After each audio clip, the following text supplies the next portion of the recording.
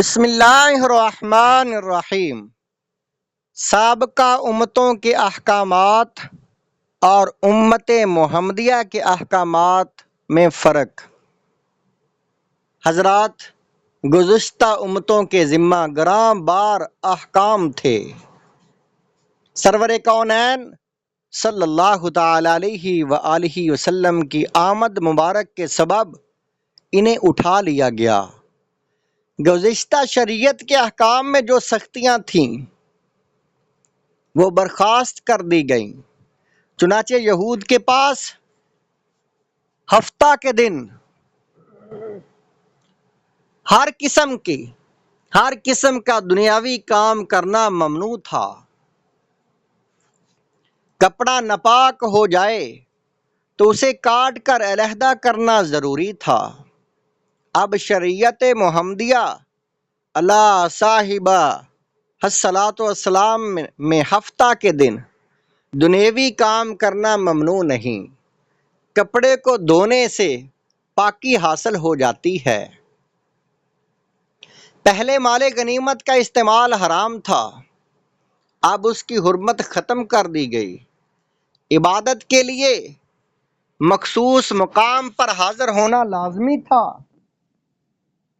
اب ساری زمین کو جائے عبادت اور سجدہ گاہ بنا دیا گیا۔ پاکی حاصل کرنے کے لیے پانی کے استعمال کے علاوہ کوئی اور طریقہ نہ تھا۔ اب شرعی عذر کی بنا پر مٹی سے پاکی حاصل کرنے کی اجازت دی گئی۔ ماہواری میں عورت پر بہت ساری پابندیاں عائد تھیں۔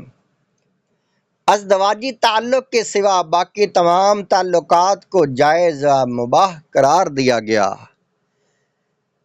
اس کے ساتھ خورد و نوش، نشست و برخاست وغیرہ ممنوع رہے، اور اس طرح کی تمام مشقتوں کو بعثت کی برکت سے دور کر دیا گیا اور انہیں یسر و سہولت، راحت و سکون پر مبنی احکام عطا کر دیے گئے، اور یہ سب رحمت للعالمین کی جلوہ گری کی برکت اور آپ ہی کا فیضان ہے، جیسا کہ ارشاد خداوندی ہے وَيَضَعُ عَنْهُمْ إِصْرَهُمْ وَالْأَغْلَالَ الَّتِي كَانَتْ عَلَيْهِمْ۔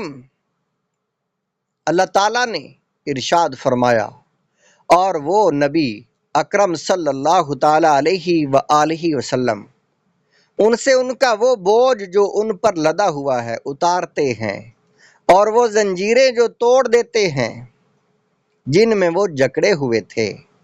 سورۃ اعراف آیت نمبر 157۔ طوق غلامی سے آزادی۔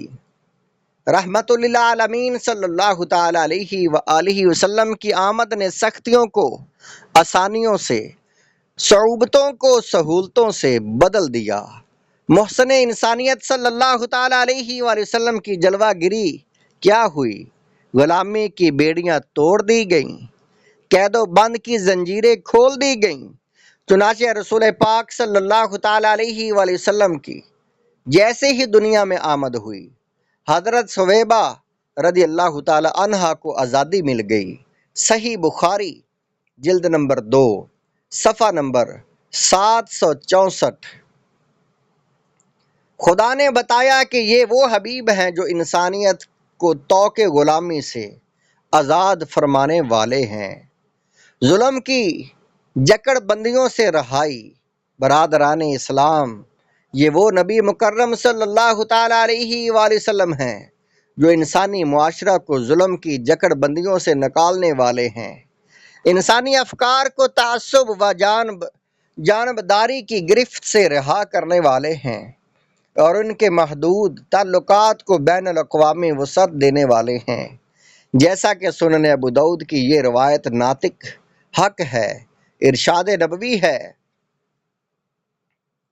خبردار جس شخص نے کسی صاحب معاہدہ غیر مسلم اقلیتی فرد پر ظلم کیا، یا اس کا حق چھین لیا، یا اسے اس کی طاقت سے زیادہ ذمہ داری دی، یا اس کی خوش دلی کے بغیر اس کی کوئی چیز لے لی تو میں قیامت کے دن اس زیادتی کرنے والے کے خلاف مقدمہ کروں گا۔ یہ حدیث پاک سنن ابو داؤد کتاب الخراج اور حدیث نمبر 3054 ہے۔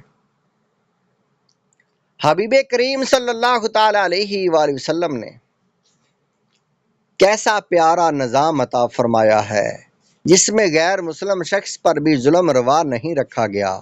اسلامی تعلیمات کا یہ وہ عظیم پہلو ہے کہ آدمی اگر تعصب کی اینک نکال کر حقیقت کو دیکھے تو ہمیشہ کے لیے اس نظام کو قبول کر لے گا۔